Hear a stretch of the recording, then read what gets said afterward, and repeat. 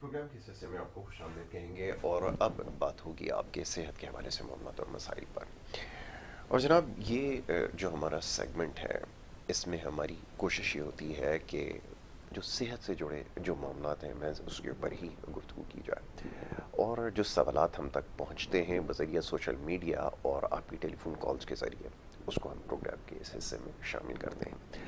تو ہمارے پاس پہلے سے ہی بہت سارے سوالات آپ کے موجود ہیں، مختلف بیماریوں کے حوالے سے لوگ جاننا چاہتے ہیں، اور خاص طور پر ہماری کوشش یہ رہی ہے کہ ان بیماریوں کے حوالے سے زیادہ گفتگو کی جائے جن کو لا علاج تصور کیا جاتا ہے.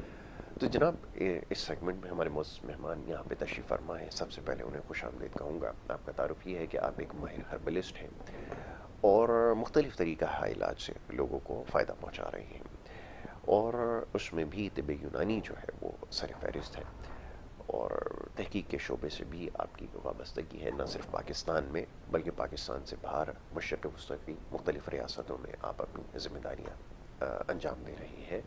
اور اس وقت یہاں پر ہمارے ساتھ موجود ہیں ڈاکٹر فہیم ادریسی صاحب. معزز مہمان کو سب سے پہلے خوش آمدید کہوں گا. بہت شکریہ ڈاکٹر صاحب پروگرام میں وقت دینے کے لیے. اور ڈاکٹر فہیم صاحب سے جو ہے وہ آپ رابطہ کر سکتے ہیں. اسکرین کے اوپر نمبرز آپ سے کچھ دیر بعد چلائے جائیں گے جس کے اوپر آپ ان سے رابطہ کر سکیں گے، اور پروگرام میں شامل ہونے کے لیے بھی نمبر آپ کے سامنے اسکرین پہ آپ سے کچھ دیر بعد چلا دیا جائے گا. تو سب سے پہلے معزز مہمان کو خوش آمدید، اور پھر ان سے بات ہوگی آپ کے مختلف مسائل کے حوالے سے. اب ڈاکٹر صاحب، جو سب سے زیادہ سوال اس ہفتے آئے وہ آئے سرجری کے حوالے سے اور نی ریپلیسمنٹ کے حوالے سے. اس کو جو جوڑوں کا درد یا خاص طور پہ جن کے پیروں میں یا گھٹنوں میں درد ہوتا ہے، سب سے پہلا جو فرسٹ لائن آف تھراپی ہے وہ سرجری بن چکا ہے.